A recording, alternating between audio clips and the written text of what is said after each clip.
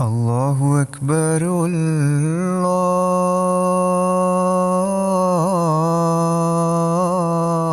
الله أكبر الله أكبر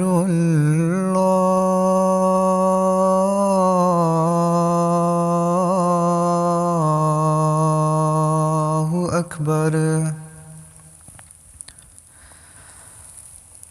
أشهد أن لا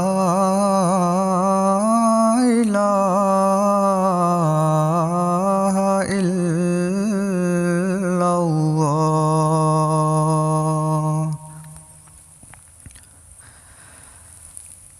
أشهد أن لا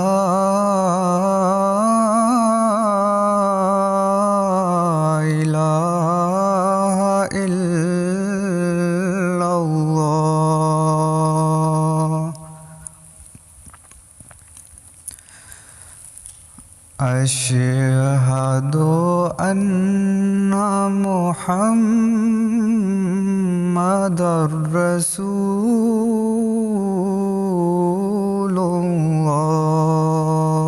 الله أشهد أن محمدًا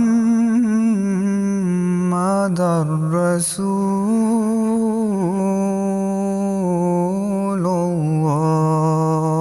الله حي على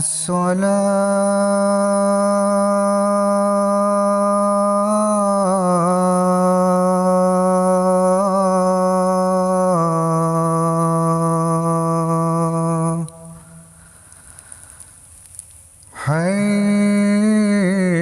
حي على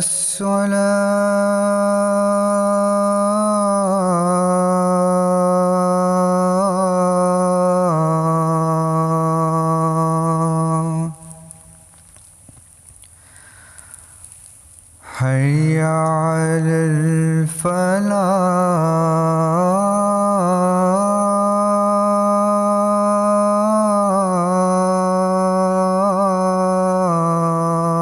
الفلاح حي على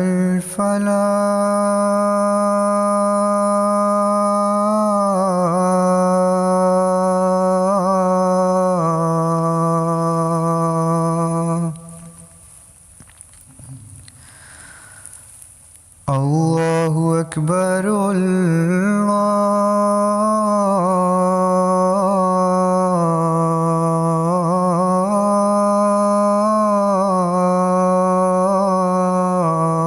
الله أكبر لا إله إلا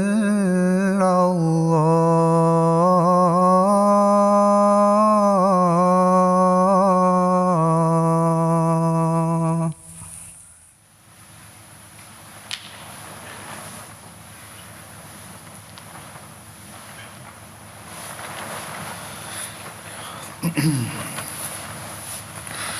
السلام علیکم ورحمۃ اللہ.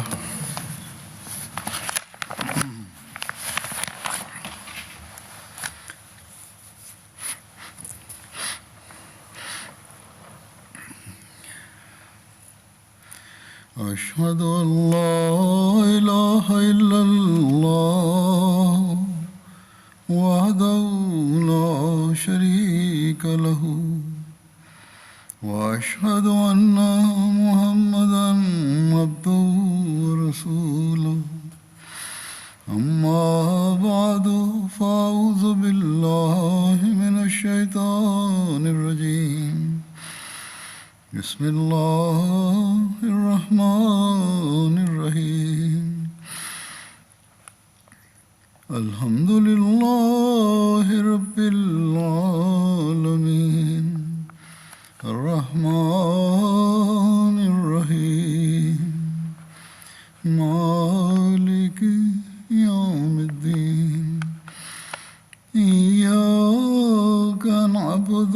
وإياك نستعين اهدنا الصراط المستقيم صراط الذين أنعمت عليهم غير المغضوب عليهم ولا الضالين.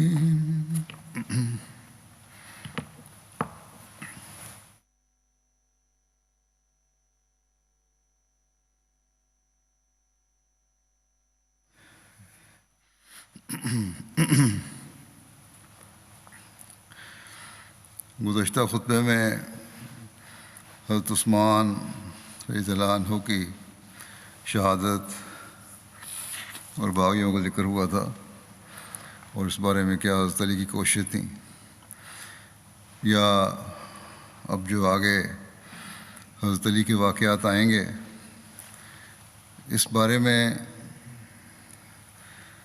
ایک بہت اہم بات کی طرف توجہ دلاتے ہوئے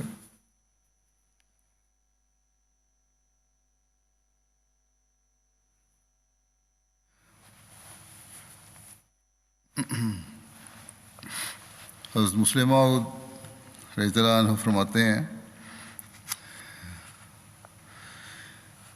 کہ چونکہ تم لوگ بھی صحابہ کے مشابہ ہو، اس لیے میں چاہتا ہوں کہ تاریخ سے بیان کروں کہ کس طرح مسلمان تباہ ہوئے اور کون سے اسباب ان کی ہلاکت کا باعث بنے. بس تم ہوشیار ہو جاؤ اور جو لوگ تم میں نئے آئیں ان کے لیے تعلیم کا بندوبست کرو، یعنی تربیت صحیح ہونی چاہیے، ان کی تعلیم ہونی چاہیے دینی.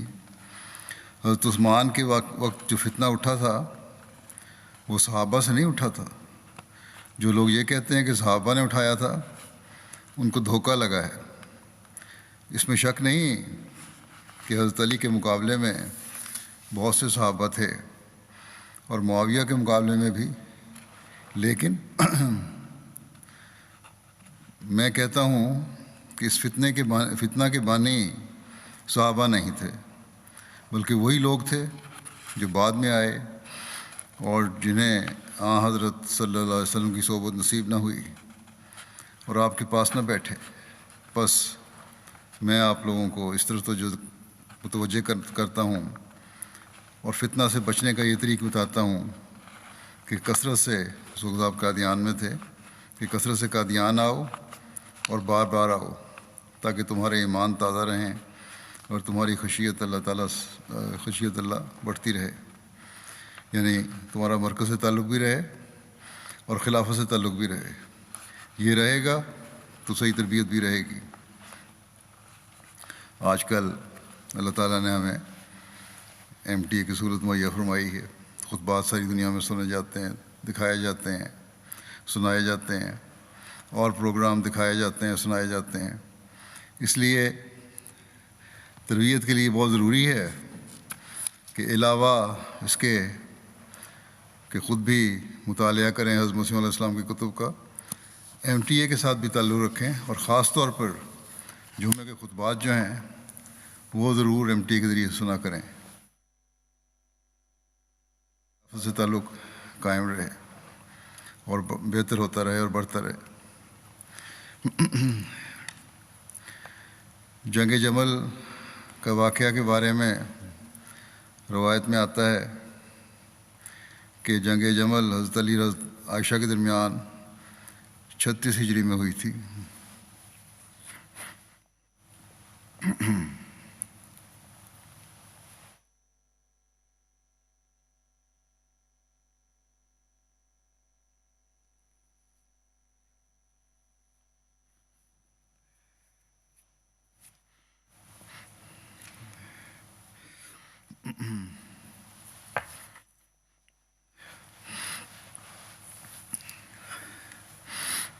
حضرت عائشہ کے ساتھ حضرت طلحہ اور حضرت زبیر بھی تھے. حضرت عائشہ میدان جنگ میں ایک اونٹ پر سوار تھیں، اسی وجہ سے اس جنگ کا نام جنگ جمل مشہور ہے. حضرت عائشہ فریضہ حج کی ادائیگی کے لیے مکے گئی ہوئی تھیں، وہ وہیں قیام پذیر تھیں. کہ حضرت عثمان کی شہادت کی خبر ملی۔ جب عمرہ کی ادائیگی کے بعد مدینہ کی طرف روانہ ہوئیں تو راستے میں مقام صرف پر عبید بن ابو سلمہ نے اطلاع دی کہ حضرت عثمان کو شہید کر دیا گیا ہے اور حضرت علی خلیفہ منتخب ہو گئے ہیں اور مدینہ منورہ میں ہنگامہ برپا ہے۔ چنانچہ حضرت عائشہ راستے ہی سے مکے واپس ہو گئیں اور لوگوں کو حضرت عثمان کا قصاص لینے اور فتنہ کے خاتمے کے لیے اکٹھا کیا۔ حضرت عائشہ، حضرت طلحہ اور حضرت زبیر بن عوام کی سرکردگی میں وہاں سے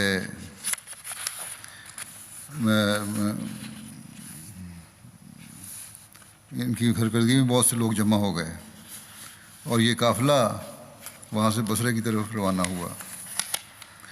حضرت علی نے بھی بصرے کا رخ کیا، یہ دیکھ کر کہ یہ قافلہ ادھر جا رہا ہے۔ بصرہ پہنچ کر حضرت عائشہ نے اہل شہر کو اپنے ساتھ شامل ہونے کی دعوت دی۔ اہل شہر کی ایک بڑی تعداد حضرت عائشہ کے ساتھ شامل ہو گئی، لیکن ایک جماعت نے حضرت علی کے مقرر کردہ بصرے کے عامل عثمان بن حنیف کے ہاتھ پر بیعت کر لی۔ اس دوران دونوں جماعتوں میں جھڑپیں بھی ہوئیں۔ حضرت علی نے حضرت عائشہ کے لشکر کے قریب پڑاؤ کیا، یہ بھی پہنچ گیا حضرت علی کا لشکر، انہوں نے قریب پڑاؤ کیا۔ دونوں طرف سے مصالحت کی طرح ڈالی گئی، کوشش کی گئی اور مذاکرات کام بھی ہو گئے، مگر عین رات کے وقت وہ گروہ جو حضرت عثمان کے قتل میں شریک تھا، اس کا ایک حصہ حضرت علی کے لشکر میں بھی شامل تھا۔ اس نے حضرت عائشہ کے لشکر پر حملہ کر دیا، جس سے جنگ کا آغاز ہو گیا۔ حضرت عائشہ اونٹ پر سوار تھی، جان نثار یکے بعد دیگرے اونٹ کی مہار پکڑتے اور شہید ہوتے جاتے تھے۔ حضرت علی نے یہ سمجھ لیا کہ حضرت عائشہ جب تک اونٹ پر سوار رہیں گی جنگ ختم نہیں ہوگی، اس لیے آپ نے جنگجوؤں کو حکم دیا کہ اس اونٹ کو کسی نہ کسی طرح مار گراؤ، کیونکہ جنگ کا خاتمہ اس کے گرنے پر منحصر ہے۔ اس پر ایک شخص نے آگے بڑھ کر اونٹ کے پاؤں میں تلوار ماری اور بلبلا کر بیٹھ گیا۔ حضرت علی کی فوج نے اونٹ کو چاروں طرف سے گھیر لیا۔ حضرت عائشہ کا اونٹ گر جانے پر اہل جمل منتشر ہو گئے۔ اس کے بعد حضرت علی نے اعلان کرا دیا کہ ہتھیار ڈالنے یا گھر کا دروازہ بند کرنے والا امن و امان میں ہے، کسی کا تعاقب نہ کیا جائے، کسی کے مال کو مال غنیمت سمجھ کر اس پر دست درازی نہ کی جائے۔ حضرت علی کی فوج نے اس حکم کی تعمیل کی۔ حضرت زبیر بن عوام اور حضرت طلحہ اسی جنگ میں شہید ہوئے۔ یہ ابن اسیر کی تاریخ سے لیا گیا حصہ، خلاصہ اس کا۔ حضرت خلیفۃ مسیح ثانی رضی اللہ عنہ فرماتے ہیں کہ اس بارے میں کہ انہی لوگوں کی ایک جماعت نے جو حضرت عثمان کے قتل میں شریک تھے، حضرت عائشہ کو اس بات پر آمادہ کر لیا کہ آپ حضرت عثمان کے خون کا بدلہ لینے کے لیے جہاد کا اعلان کر دیں۔ چنانچہ انہوں نے اس بات کا اعلان کیا اور صحابہ کو اپنی مدد کے لیے بلایا۔ حضرت طلحہ اور حضرت زبیر بھی ان کے ساتھ شامل ہو گئے اور اس کے نتیجے میں حضرت علی اور حضرت عائشہ، حضرت طلحہ اور حضرت زبیر کے لشکر میں جنگ ہوئی۔ یعنی حضرت طلحہ اور حضرت زبیر تو حضرت عائشہ کے لشکر میں تھے، جو مین لشکر تھا حضرت علی کا اور حضرت عائشہ کا، ان کی جنگ ہوئی جسے جنگ جمل کہا جاتا ہے۔ اس جنگ کے شروع میں ہی حضرت زبیر حضرت علی کی زبان سے رسول کریم صلی اللہ علیہ وسلم کی پیشگوئی سن کر علیحدہ ہو گئے اور انہوں نے قسم کھائی کہ وہ حضرت علی سے جنگ نہیں کریں گے، اور اس بات کا اقرار کیا کہ اپنے اجتہاد میں انہوں نے غلطی کی۔ دوسری طرف حضرت طلحہ نے بھی اپنی وفات سے پہلے حضرت علی کی بیعت کا اقرار کر لیا تھا، اس سے پہلے بھی اس کا ذکر ہو چکا ہے گزشتہ خطبے میں، کیونکہ روایات میں آتا ہے کہ وہ زخموں کی شدت سے تڑپ رہے تھے کہ ایک شخص ان کے پاس سے گزرا۔ انہوں نے پوچھا تم کس گروہ میں سے ہو؟ اس نے کہا حضرت علی کے گروہ میں سے۔ اس پر انہوں نے اپنا ہاتھ اس کے ہاتھ میں دے کر کہا کہ تیرا ہاتھ علی کا ہاتھ ہے اور میں تیرے ہاتھ پر حضرت علی کی دوبارہ بیعت کرتا ہوں۔ غرض باقی صحابہ کے اختلاف کا تو جنگ جمل کے وقت ہی فیصلہ ہو گیا، مگر حضرت معاویہ کا اختلاف باقی رہا یہاں تک کہ جنگ صفین ہوئی۔ ثانی مزید فرماتے ہیں کہ حضرت عثمان کے قاتلوں کے گروہ مختلف جہات میں پھیل گئے تھے اور اپنے آپ کو الزام سے بچانے کے لیے دوسروں پر الزام لگاتے تھے۔ جب ان کو معلوم ہوا کہ حضرت علی نے مسلمانوں سے بیعت لے لی ہے تو ان کو آپ پر الزام لگانے کا عمدہ موقع مل گیا، اور یہ بات درست بھی تھی کہ آپ کے ارد گرد حضرت عثمان کے قاتلوں میں سے کچھ لوگ جمع ہو گئے تھے، اس لیے ان کو الزام لگانے کا عمدہ موقع حاصل تھا۔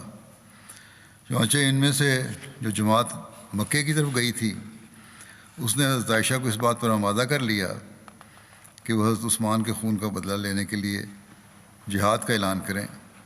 چنانچہ انہوں نے اس بات کا اعلان کیا اور صحابہ کو اپنی مدد کے لیے طلب کیا۔ حضرت طلحہ اور زبیر نے حضرت علی کی بیعت اس شرط پر کر لی تھی کہ وہ حضرت عثمان کے قاتلوں سے جلد بدلہ لیں گے۔ انہوں نے جلدی کے جو معنی سمجھے تھے وہ حضرت علی کے نزدیک خلاف مصلحت تھی۔ ان کا خیال تھا، حضرت علی کا خیال تھا کہ تمام صوبوں کا انتظام ہو جائے پھر قاتلوں کو سزا دینے کی طرف توجہ کی جائے، کیونکہ اول مقدم اسلام کی حفاظت ہے۔ قاتلوں کے معاملے میں دیر ہونے سے کوئی حرج نہیں ہوتا۔ اسی طرح قاتلوں کے تعین میں بھی اختلاف تھا۔ جو لوگ نہایت افسردہ شکل بنا کر سب سے پہلے حضرت علی کے پاس پہنچ گئے اور اسلام میں تفرقہ ہو جانے کا اندیشہ ظاہر کرتے تھے، ان کی نسبت حضرت علی کو بالطبع شبہ نہ ہوتا تھا کہ یہ لوگ فساد کے بانی ہیں۔ دوسری طرف دوسرے لوگ ان پر شبہ کرتے تھے۔ حضرت علی کو ان پر شبہ نہیں تھا، لیکن باقی کچھ لوگوں کو شبہ تھا۔ اس اختلاف کی وجہ سے طلحہ اور زبیر نے یہ سمجھا کہ حضرت علی اپنے عہد سے پھرتے ہیں،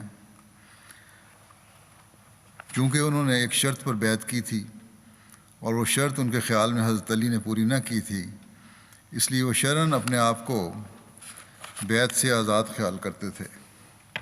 جب حضرت عائشہ کا اعلان ان کو پہنچا تو وہ بھی ان کے ساتھ جا ملے اور سب مل کر بصرہ کی طرف چلے گئے۔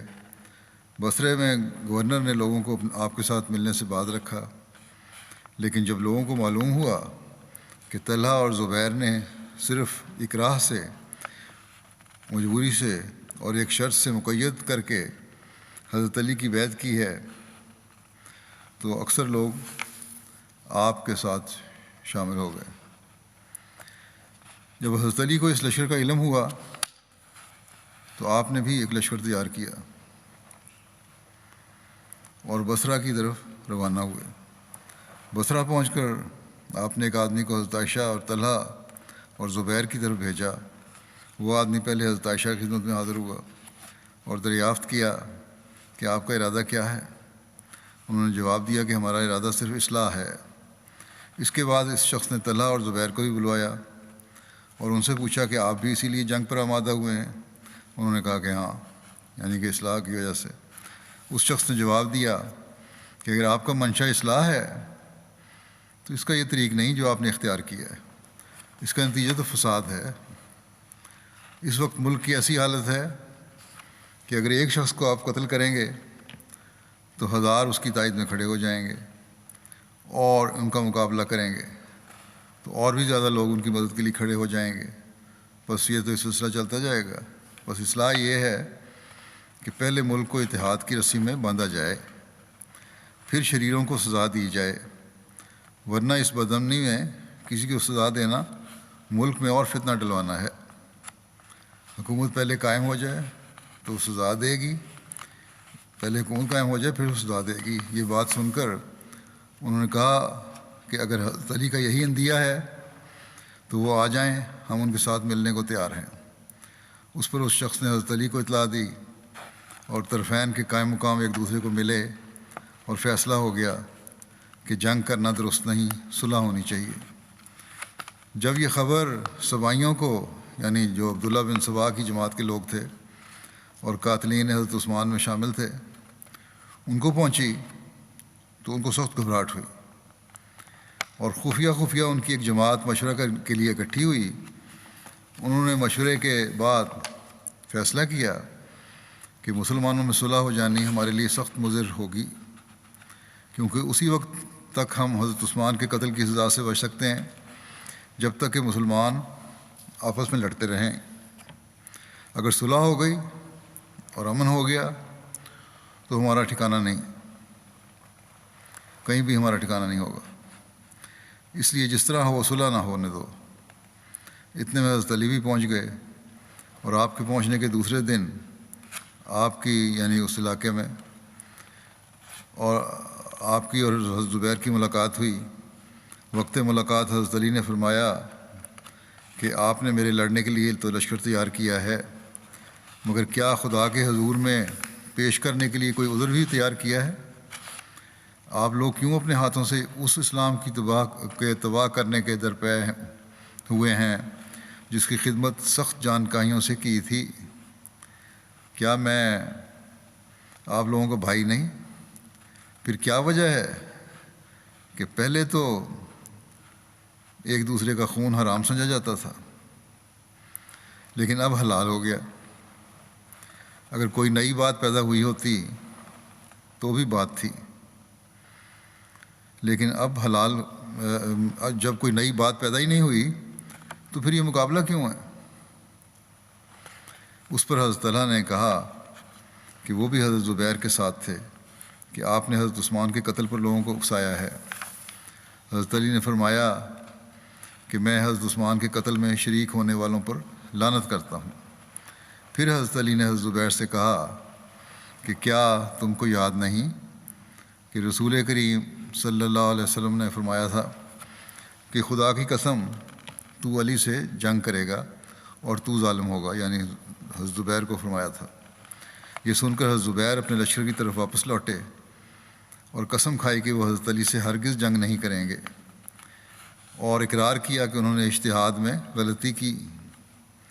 جب یہ خبر لشکر میں پھیلی تو سب کو اطمینان ہو گیا کہ اب جنگ نہ ہوگی بلکہ صلح ہو جائے گی، لیکن مفسدوں کو سخت گھبراہٹ ہونے لگی۔ جنہوں نے فساد پیدا کرنا تھا، ان کو قدرتی بات ہے، ان کو گھبراہٹ ہونی تھی، ان کو گھبراہٹ ہونے لگی۔ اور جب رات ہوئی تو انہوں نے صلح کو روکنے کے لیے یہ تدبیر کی کہ ان میں سے جو حضرت علی کے ساتھ تھے انہوں نے حضرت عائشہ اور حضرت طلحہ اور زبیر کے لشکر پر حملہ کے پر رات کے وقت چھپ خون مار دیا، اور جو ان کے لشکر میں تھے انہوں نے، جو دوسری لشکر میں تھے انہوں نے حضرت علی کے لشکر میں چھپ خون مار دیا۔ دونوں طرف منافق جو تھے بٹ کے شامل ہوئے تھے نا، حضرت عائشہ کی طرف بھی حضرت علی کی طرف بھی، دونوں نے ایک دوسرے پر حملہ کر دیا، جس کا نتیجہ یہ ہوا، گروہ پہ حملہ کر دیا، خود آپس میں نہیں لڑے، جس کا نتیجہ یہ ہوا کہ ایک شور پڑ گیا اور ہر فریق نے خیال کیا کہ دوسرے فریق نے اس سے دھوکہ کیا ہے، حالانکہ اصل میں یہ صرف سپاہیوں کا ایک منصوبہ تھا۔ جب جنگ شروع ہو گئی تو حضرت علی نے آواز دی کہ کوئی شخص حضرت عائشہ کو اطلاع دے، شاید ان کے ذریعے سے اللہ تعالیٰ اس فتنے کو دور کر دے۔ چنانچہ حضرت عائشہ کا اونٹ آگے کیا گیا، لیکن نتیجہ اور بھی خطرناک نکلا۔ مفسدوں نے یہ دیکھ کر کہ ہماری تدبیر پھر الٹی پڑنے لگی ہے، حضرت عائشہ کے اونٹ پر تیر مارنے شروع کیے۔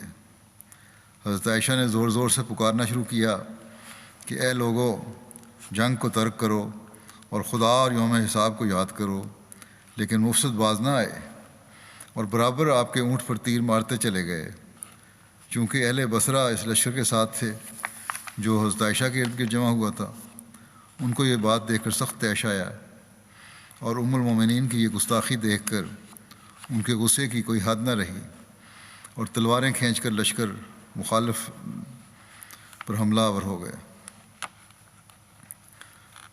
مخالف لشکر پر حملہ آور ہو گئے، اور اب یہ حال ہو گیا کہ حضرت عائشہ کا اونٹ جنگ کا مرکز بن گیا۔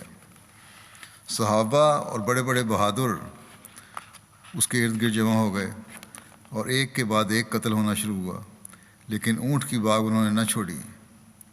حضرت زبیر تو جنگ میں شامل ہی نہ ہوئے اور ایک طرف نکل گئے، مگر ایک شقی نے ان کے پیچھے سے جا کر اس حالت میں کہ وہ نماز پڑھ رہے تھے ان کو شہید کر دیا۔ حضرت طلحہ عین میدان جنگ میں ان مفسدوں کے ہاتھ سے مارے گئے۔ جب جنگ تیز ہو گئی تو یہ دیکھ کر کہ اس وقت تک جنگ ختم نہ ہوگی جب تک حضرت عائشہ کو درمیان سے ہٹایا نہ جائے، بعض لوگوں نے آپ کے اونٹ کے پاؤں کاٹ دیے اور ہودج اتار کر زمین پر رکھ دیا، تب کہیں جا کر جنگ ختم ہوئی۔ اس واقعے کو دیکھ کر حضرت علی کا چہرہ ہمارے رنج کے سرخ ہو گیا، لیکن یہ جو کچھ ہوا اس سے چارہ بھی نہ تھا۔ جنگ کے ختم ہونے پر جب مقتولین میں حضرت طلحہ کی نعش ملی تو حضرت علی نے سخت افسوس کیا۔ ان تمام واقعات سے صاف ظاہر ہو جاتا ہے کہ اس لڑائی میں صحابہ کا ہرگز کوئی دخل نہ تھا، بلکہ یہ شرارت بھی قاتلان عثمان کی ہی تھی، اور یہ کہ طلحہ اور زبیر حضرت علی کی بیعت ہی میں فوت ہوئے کیونکہ انہوں نے اپنے ارادے سے رجوع کر لیا تھا اور حضرت علی کا ساتھ دینے کا اقرار کر لیا تھا، لیکن بعض شریروں کے ہاتھوں سے مارے گئے۔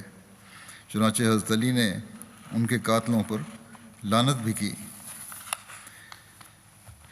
جنگ جمل کے اختتام پر حضرت علی نے حضرت عائشہ کے لیے تمام سواری اور ذات راہ تیار کیا اور حضرت عائشہ کو چھوڑنے کے لیے خود تشریف لائے، اور حضرت عائشہ کے ہمراہ جو لوگ جانا چاہتے تھے ان کو روانہ کیا۔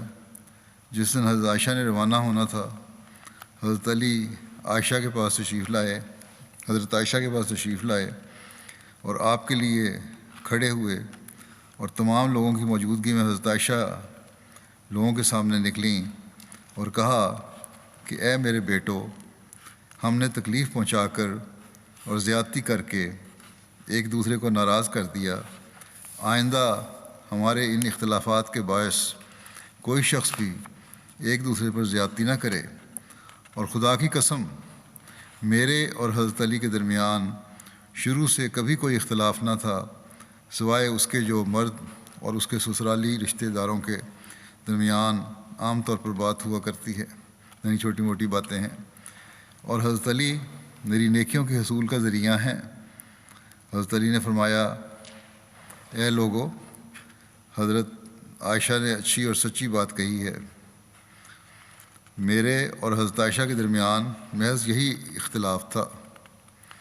حضرت عائشہ دنیا و آخرت میں تمہارے نبی کریم صلی اللہ علیہ وسلم کی زوجہ مطہرہ ہیں۔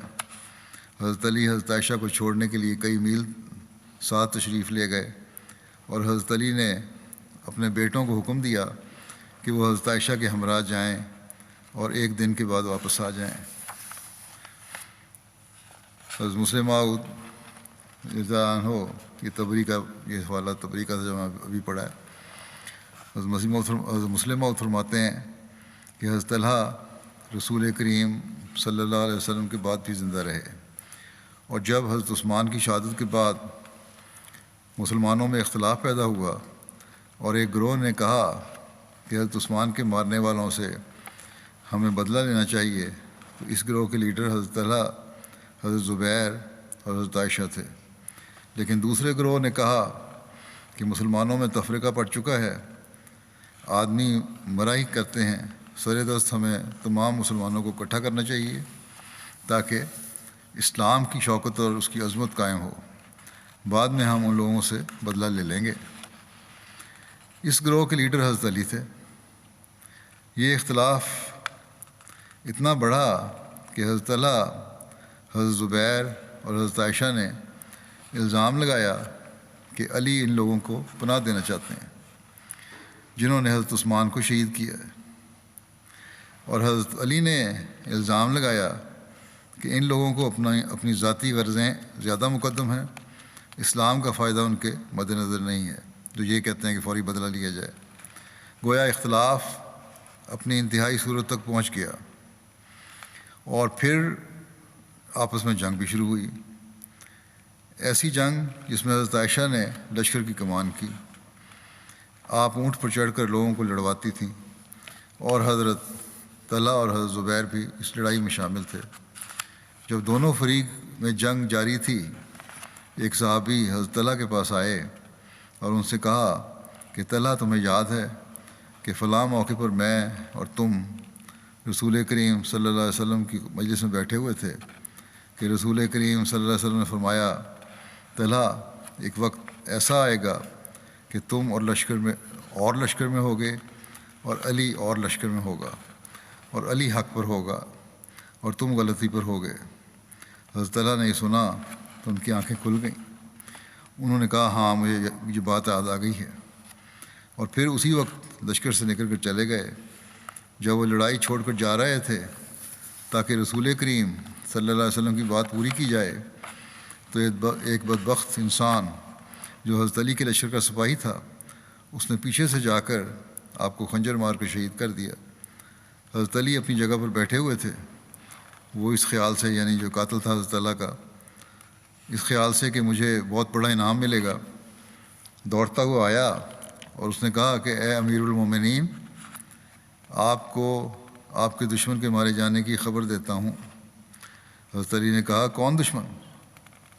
اس نے کہا، اے امیر المومنین، میں نے طلحہ کو مار دیا ہے۔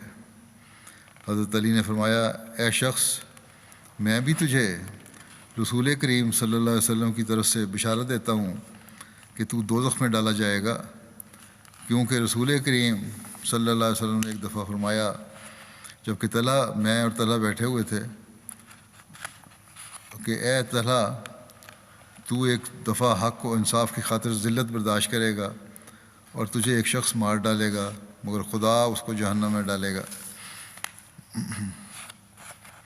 جنگ صفین ہوئی تھی، اس کے واقعات میں لکھا ہے کہ یہ جنگ حضرت علی اور حضرت معاویہ کے درمیان ہوئی تھی اور 37 ہجری میں ہوئی تھی۔ صفین شام اور عراق کے درمیان ایک مقام ہے۔ حضرت علی کوفے سے فوج لے کر چلے اور جب صفین پہنچے تو دیکھا کہ شامی لشکر امیر معاویہ کی سرکردگی میں یہاں پہلے سے پڑاؤ ڈالے ہوئے تھا، اور ان کی ایک جماعت دریائے فرات کے گھاٹ پر قابض تھی۔ حضرت علی نے یقین دلایا کہ ہم لڑنے نہیں آئے بلکہ امیر معاویہ سے تصفیہ کرنے آئے ہیں، تاہم امیر معاویہ تصفیہ پر رضامند نہ ہوئے۔ شامی لشکر نے حضرت علی کے لشکر کو دریائے فرات سے پانی لینے سے روک دیا۔ اس پر حضرت علی نے اپنی فوج کو حملہ کرنے کا حکم دیا۔ اس طرح حضرت علی کی فوج شامی فوج کو رسوا کرنے اور اپنے لیے دریا تک کا راستہ بنانے میں کامیاب ہو گئی۔ حضرت علی نے شامیوں کو فرات سے پانی لے جانے کی کھلی اجازت بھی دے دی۔ شامیوں نے تو حضرت علی کو منع کیا تھا، پانی لینے سے روک دیا تھا، لیکن آپ نے جب قبضہ کر لیا دریا پہ تو آپ نے ان کو پانی لینے سے نہیں روکا بلکہ اجازت دی۔ امیر معاویہ کا اصرار تھا کہ حضرت علی قاتلین عثمان کو ان کے حوالے کر دیں۔ ایک دفعہ جب لڑائی چھڑ جانے کا خطرہ پیدا ہوا تو دونوں طرف کے صلح پسندوں نے روک تھام کروا دی۔ جنگ کا آغاز صفر 37 ہجری میں شروع ہوا۔ جنگ سے قبل جھڑپیں ہوتی رہیں، لیکن دونوں فریق عام جنگ کے مہلک نتائج سے خائف ہونے کے باعث گریز کرتے رہے۔ صلح کے ہر امکان کی گنجائش باقی رکھنے کی غرض سے فریقین اس پر متفق ہو گئے کہ حرمت والے مہینوں میں عارضی صلح کر لی جائے، لیکن یہ تدبیر بھی کامیاب نہ ہوئی۔ چنانچہ آغاز سفر میں دوبارہ جنگ کا باقاعدہ اعلان کر دیا گیا۔ جب لڑائی کچھ مدت تک بغیر حتمی فیصلے کے ہوتی رہی تو امیر معاویہ کی ہمت پست ہو گئی۔ اس خطرناک حالت میں حضرت عمر بن عاص نے انہیں مشورہ دیا کہ قرآن مجید کے نسخے نیزوں کے سروں پر بندھوائیں اور کہیں کہ اس کتاب کے مطابق فیصلہ ہونا چاہیے۔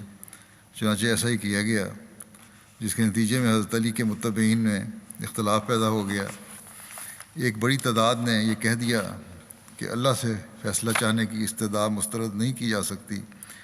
اس طرح حضرت علی نے ہراول دستے کو واپس بلا لیا اور لڑائی رک گئی۔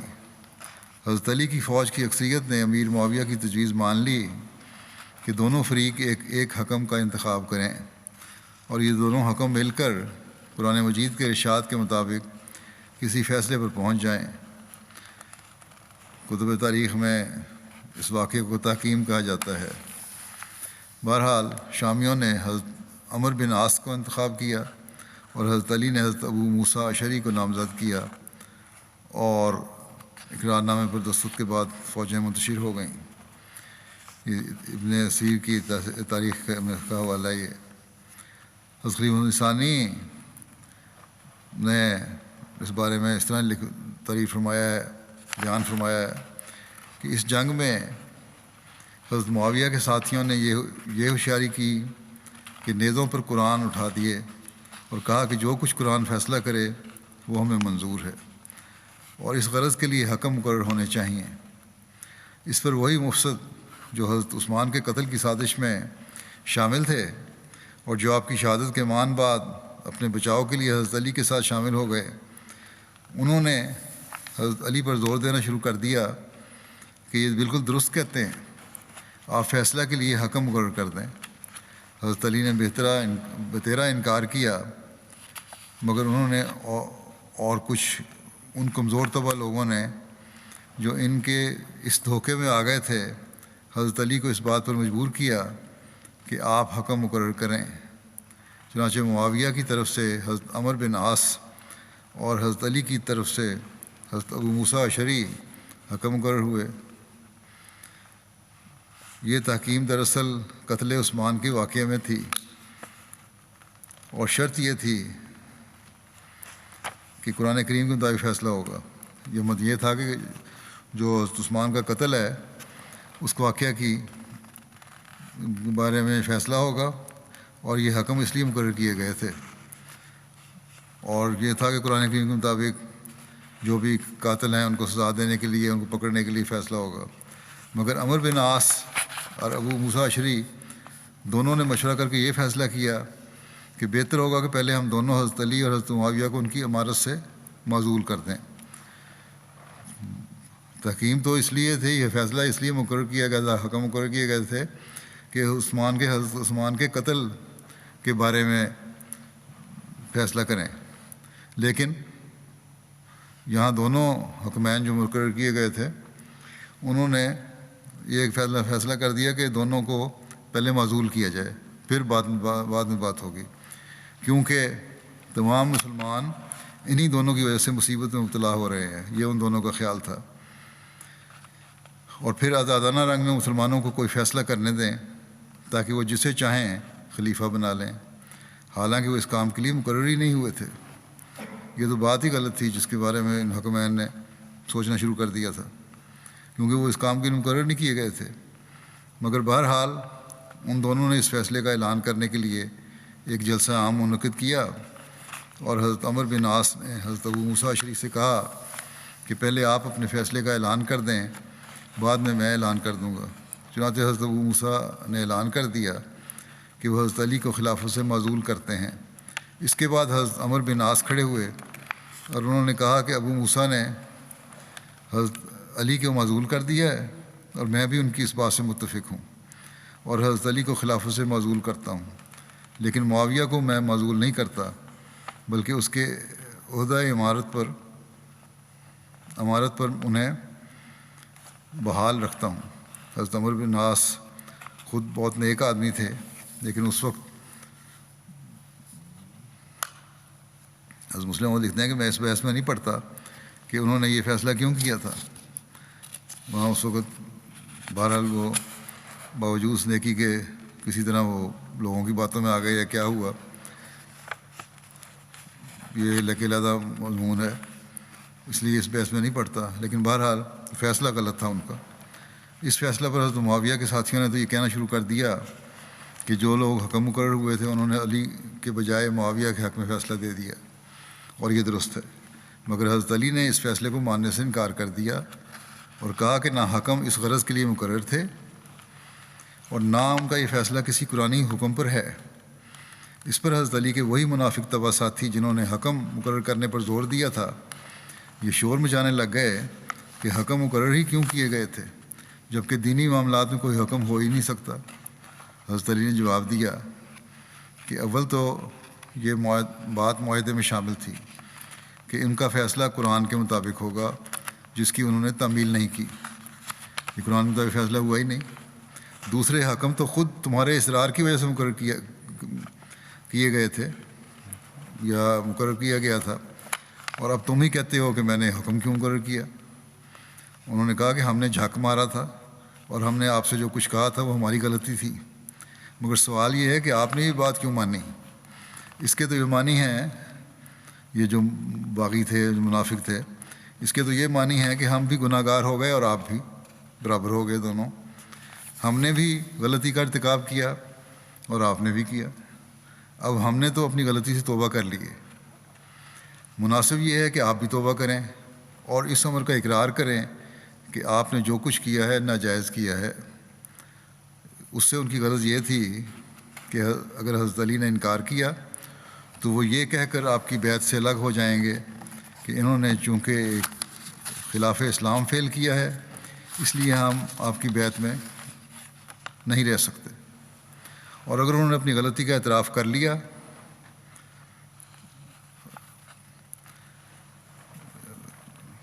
اگر علی نے انکار کیا تو یہ کہہ کر بیعت سے الگ ہو جائیں گے کہ خلاف اسلام فعل کیا اس لیے ہم آپ کی بیعت میں نہیں رہ سکتے، اور انہوں نے اپنی غلطی کا اعتراف کر لیا اور کہا کہ میں توبہ کرتا ہوں، تو بھی ان کی خلافت باطل ہو جائے گی، کیونکہ جو شخص اتنے بڑے گناہ کا ارتکاب کرے وہ خلیفہ کس طرح ہو سکتا ہے؟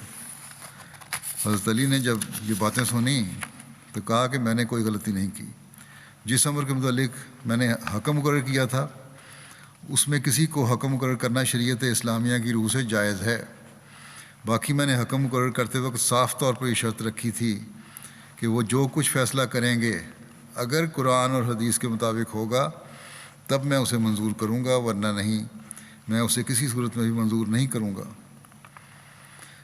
انہوں نے چونکہ اس شرط کو ملحوظ نہیں رکھا اور نہ جس غرض کے لیے انہیں مقرر کیا گیا تھا اس کے متعلق انہوں نے کوئی فیصلہ کیا ہے، اس لیے میرے لیے ان کا فیصلہ کوئی حجت نہیں، مگر انہوں نے حضرت علی کے اس عذر کو تسلیم نہ کیا اور بیعت سے علیحدہ ہو گئے اور خوارج کہلائے، اور انہوں نے یہ مذہب نکالا کہ واجب الاطاعت خلیفہ کوئی نہیں، کثرت مسلمین کے فیصلے کے مطابق عمل ہوا کرے گا، کیونکہ کسی ایک شخص کو امیر واجب الاطاعت ماننا لا حکم الا للہ کے خلاف ہے۔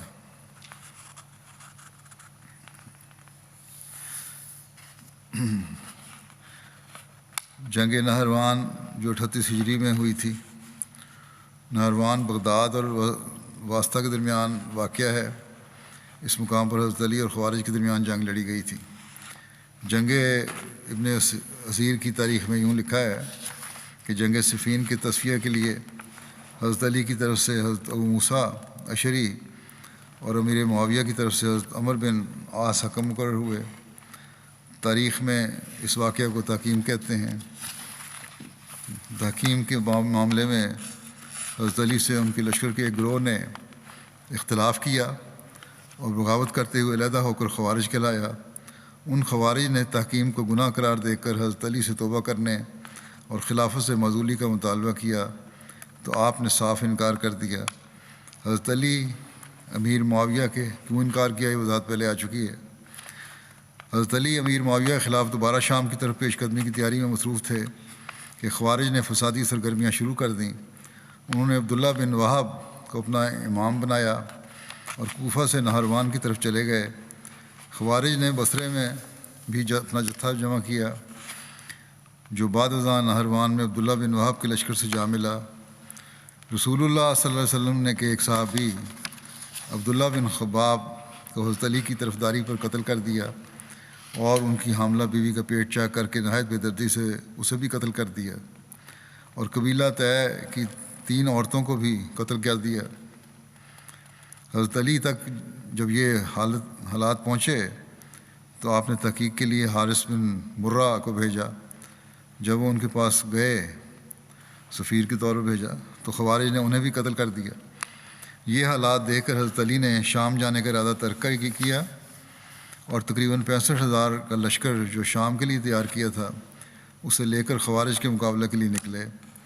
جب آپ نہروان مقام پر پہنچے تو خوارج کو صلح کی دعوت دی اور حضرت ابو ایوب انصاری کو جھنڈا دیا کہ جو اس کی پناہ میں آ جائے گا اس سے جنگ نہیں کی جائے گی۔ یہ اعلان سن کر خوارج جن کی تعداد 4,000 تھی، ان میں سے 100 حضرت علی کے ساتھ شامل ہو گئے اور ایک بڑی تعداد کوفے کو لوٹ گئی۔ صرف 1,800 افراد عبداللہ بن وہب خارجی کی سرکردگی میں آگے بڑھے اور حضرت علی کے 65,000 کے لشکر سے جنگ ہوئی، جس میں تمام خوارج مارے گئے۔ ایک روایت کے مطابق خوارج کی معمولی تعداد جو کہ 10 سے بھی کم تھی بچ سکی۔ حضرت علی کے لشکر میں سے 7 آدمی شہید ہوئے۔ حضرت عمرہ بنت عبد الرحمن نے بیان کیا کہ جب حضرت علی بصرہ کی طرف روانہ ہوئے تو الوداعی ملاقات کے لیے نبی کی کریم صلی اللہ علیہ وسلم کی زوجہ مطہرہ حضرت ام سلمہ کی خدمت میں آئے۔ انہوں نے فرمایا آپ اللہ تعالیٰ کے حفظ و امان میں جائیں، یعنی حضرت علی کو کہا کہ آپ اللہ تعالیٰ کے حفظ و امان میں جائیں، خدا کی قسم یقیناً آپ حق پر ہیں اور حق آپ کے ساتھ ہے۔ رسول اللہ صلی اللہ علیہ وسلم نے ہمیں گھروں میں ٹھہرنے کا حکم دیا ہے، اس لیے اگر اللہ اور اس کے رسول کی نافرمانی کا ڈر نہ ہوتا تو میں آپ کے ہمراہ چلتی، لیکن اللہ کی قسم تاہم میں اپنے بیٹے عمر کو آپ کے ساتھ روانہ کرتی ہوں جو میرے نزدیک سب سے افضل ہے اور وہ مجھے میری جان سے بھی زیادہ عزیز ہے۔ ہمارا یہ ذکر ابھی چل رہا ہے، آئندہ بھی چلے گا انشاءاللہ اگلے ہفتے۔ آج بھی میں پاکستان اور الجزائر کے احمدیوں کے لیے دعا کے لیے کہنا چاہتا ہوں۔ الجزائر کی تو ایک خوشخبری خبر ہے کہ گزشتہ دو دنوں میں 2 مختلف عدالتوں نے جھوٹے الزام میں ملوث بہت سارے احمدیوں کو بری کیا ہے۔ اللہ تعالیٰ ان منصف مزاج ججوں کو جزا دے اور باقی انتظامیہ اور عدلیہ کو بھی انصاف سے کام لینے کی توفیق عطا فرمائے جو جھوٹے مقدمے احمدیوں پر قائم کر رہے ہیں۔ پاکستان کے بعض افسران اور منصف جو انصاف سے دور ہٹ رہے ہیں اور اپنے اختیارات کا ناجائز استعمال کر رہے ہیں، اللہ تعالیٰ انہیں بھی توفیق دے کہ اپنے دلوں کے بغض اور کینے کو نکال کر معاملے کو دیکھنے والے ہوں۔ جن لوگوں کی اصلاح اللہ تعالیٰ کے نزدیک مقدر نہیں، اللہ تعالیٰ ان کی پکڑ کے سامان جلد فرمائے اور احمدیوں کے لیے پاکستان میں بھی امن و سکون کے سامان پیدا فرمائے۔ پاکستانی احمدی، پاکستان میں رہنے والے احمدی خاص طور پر نوافل اور دعاؤں پر زور دیں۔ ان دعاؤں میں رب کل شین خادموں کا رب فافظنی ونصرنی ورحمنی بھی پڑھیں بہت۔ اللہم انا نجعلک فی نورہم ونعوذ بک من شرورہم بھی بہت پڑھیں۔ استغفار کی طرف بھی توجہ دیں، درود کی طرف بھی توجہ دیں، آج کل بہت اس کی ضرورت ہے۔ نوافل بھی ادا کریں، جیسا کہ میں نے کہا اللہ تعالیٰ ان کو توفیق بھی دے اور جلد وہاں کے حالات بھی درست فرمائے۔ آج بھی میں نمازوں کے بعد کچھ جنازے پڑھاؤں گا، جن میں سے پہلا جنازہ ہے مکرمہ ہندہ عباس صاحبہ کا، جو مکرمہ عباس بن عبدالقادر صاحب شہید خیرپور کی اہلیہ تھیں۔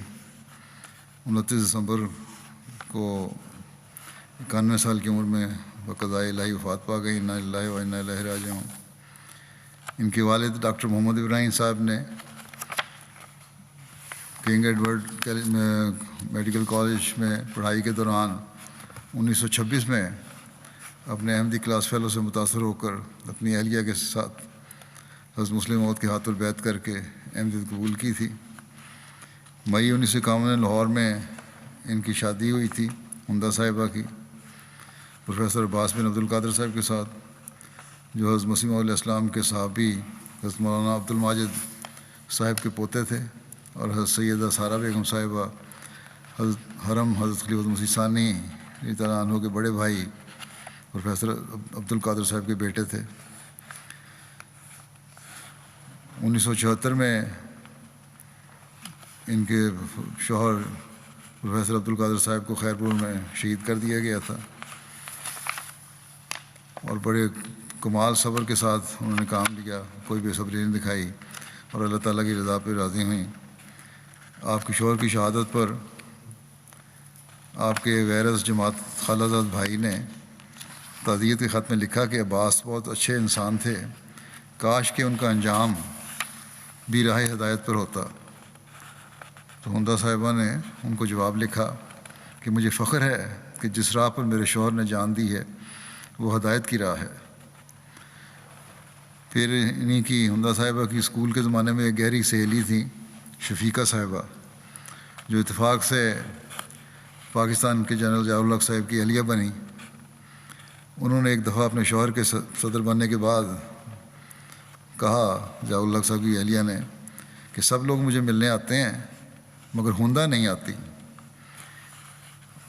ہندا صاحبہ کو یہ پتہ لگا تو آپ نے سن کے کہا کہ ایک ایسے شخص کی بیوی سے ملنے کی مجھے کوئی خواہش نہیں جو میرے پیارے امام حضرت مسیح موعود علیہ السلام اور آپ کی جماعت سے دشمنی رکھتا ہے، اور پھر اس سے کبھی نہیں ملی۔ آپ بے شمار خوبیوں کی مالک تھیں، بے حد نفاست پسند تھیں، سلیقہ شعار تھیں، بہت نیک اور مخلص خاتون تھیں، نماز اور روزے کی ہمیشہ بہت انتظام کرتی تھیں، بچوں کو بھی اس کی عادت ڈالی، چندہ ادا کرنے میں بہت جلدی کرتیں، خیرات کرنے کے لیے ہمیشہ تیار رہتی تھیں۔ رمضان کے مہینے میں بہت سے لوگوں کے لیے اپنے گھر پر روزانہ روزہ کھلوانے کا انتظام کرتیں۔ خلافت سے بے انتہا تعلق اور عشق اور محبت تھی، باقاعدہ خط لکھا کرتی تھیں اپنے ہاتھ سے مجھے۔ حضرت مسیح موعود علیہ السلام کی کتب کا اکثر مطالعہ کرتیں اور سلسلہ کی دوسری کتب اور الفضل آخر وقت تک مطالعہ کرتی رہیں۔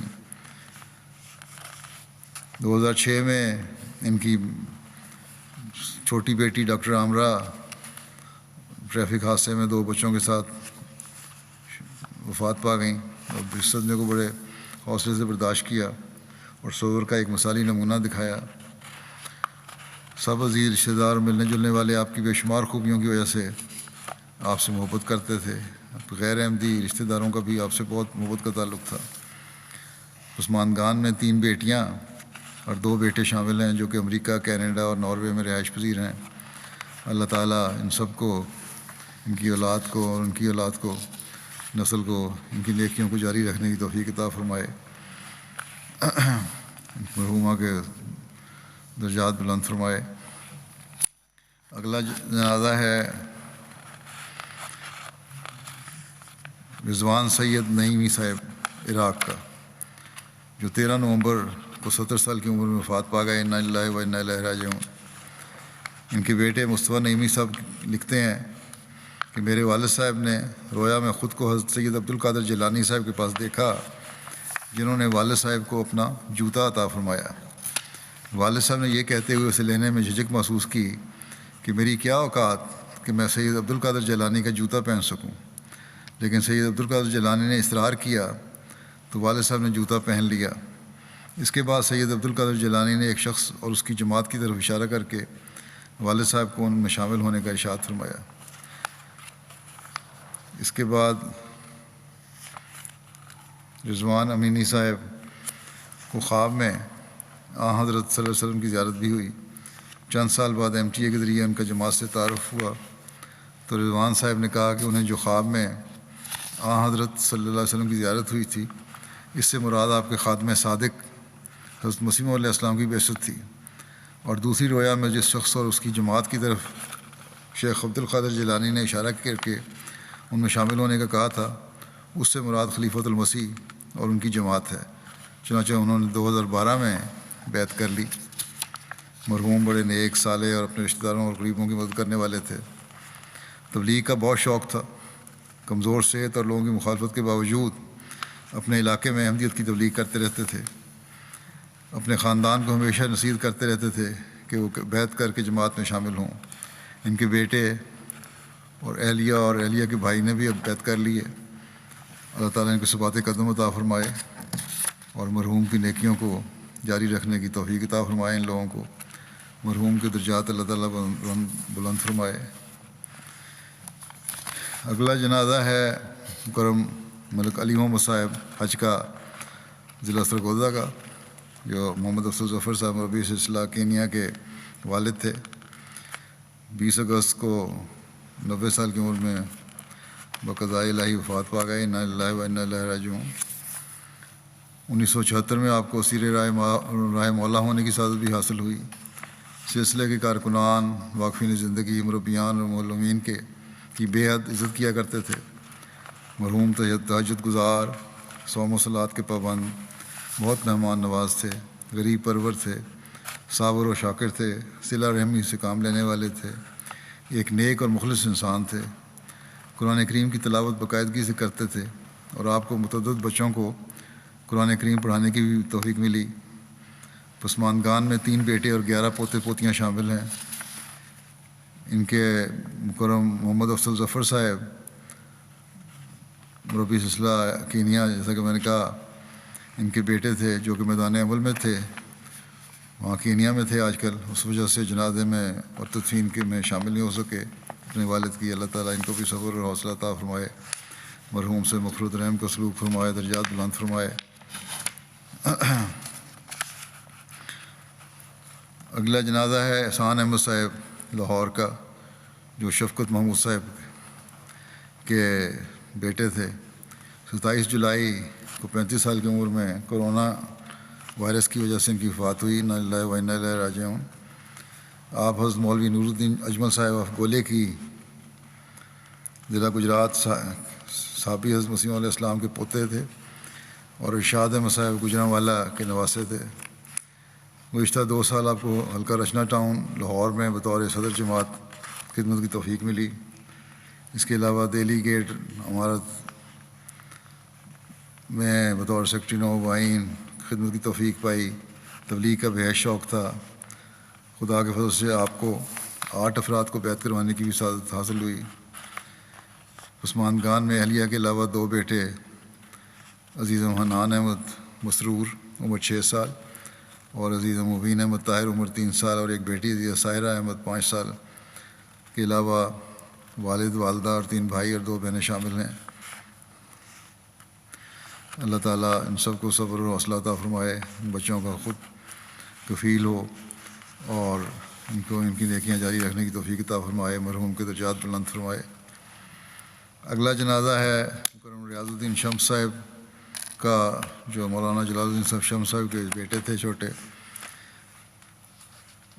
27 مئی کو وفات پا گئے. انا للہ و انا الیہ راجعون.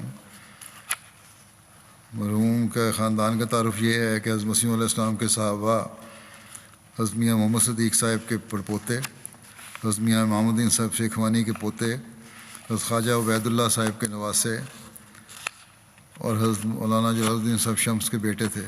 یہ تمام صحابہ تھے. مرحوم موسی تھے. پسماندگان میں 2 بیٹیاں اور ایک بیٹا شامل ہیں.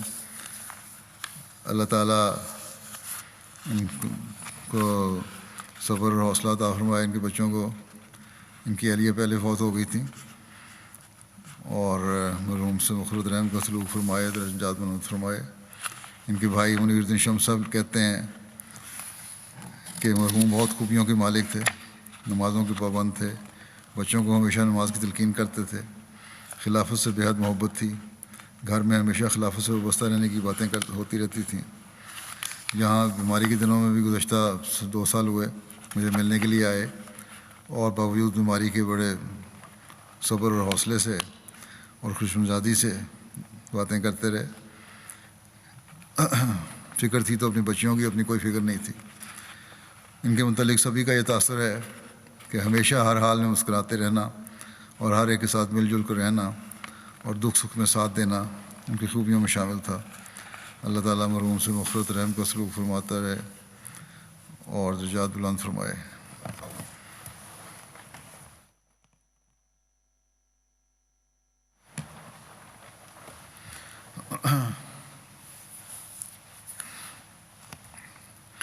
الحمد للہ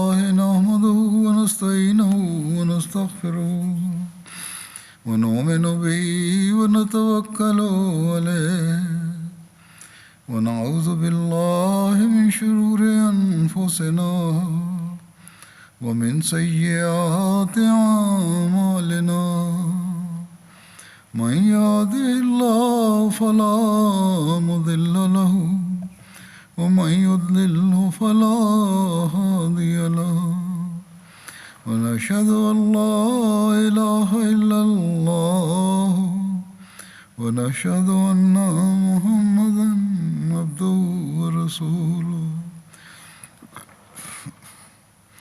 عباد الله رحمكم الله إن الله يأمر بالعدل والإحسان وإيتاء ذي القربى وينهى عن الفحشاء والمنكر والبغي يعظكم لعلكم تذكرون اذكروا الله يذكركم وادعوه يستجب لكم ولذكر الله أكبر